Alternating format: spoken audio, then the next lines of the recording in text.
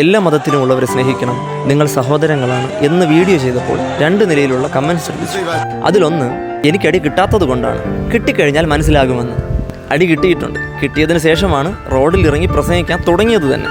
ക്രിസ്ത്യാനികളോടുള്ള വിരോധം കാരണം കയ്യിൽ നൂല് കെട്ടിയ ചിലർ എന്നെ ഉപദ്രവിച്ചു, നന്നായിട്ട് ഉപദ്രവിച്ചു.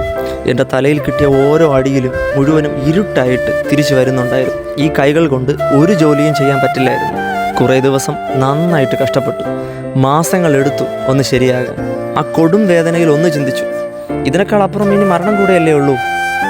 ജീവിക്കുന്നെങ്കിൽ ക്രിസ്തുവിനായി, മരിക്കുന്നെങ്കിലും ക്രിസ്തുവിനോടുകൂടെ. അവരോട് എനിക്ക് സ്നേഹം മാത്രമേ തോന്നിയുള്ളൂ. അതെനിക്ക് അത്ഭുതമായിരുന്നു. അതിനുശേഷം ഈ സ്നേഹം റോഡ് സൈഡിൽ പോയി പ്രസംഗിക്കാൻ തുടങ്ങി. രണ്ടാമത്തേത്, കർത്താവും ചാട്ടവാറെടുത്തല്ലോ എന്നുള്ളത്. ശരിയാ, എൻ്റെ ആലയം പ്രാർത്ഥനാലയം എന്ന് വിളിക്കപ്പെടും. പക്ഷേ ഇപ്പോൾ കച്ചവടം നടക്കുന്നു. ഈ മതത്തിൻ്റെ പുരോഹിതന്മാർ അറിയാതെയാണോ ഇതിനകത്ത് കച്ചവടം നടക്കുന്നത്? അവർക്ക് പണത്തിന് വേണ്ടി ഇത് പഠിപ്പിക്കുന്നവർ തന്നെ ഇത് അശുദ്ധമാക്കി. അതിനെതിരെയാണ് യേശുക്രിസ്തു ചാട്ടവാറെടുത്തത്, അല്ലാതെ പുറത്തുള്ളവരോടല്ല. പിന്നെ ബാക്കിയുള്ളവരോടോ ശിഷ്യന്മാരോടോ ചാട്ടവാറെടുക്കുവാൻ പറഞ്ഞ് ആഹ്വാനം ചെയ്തിട്ടില്ല.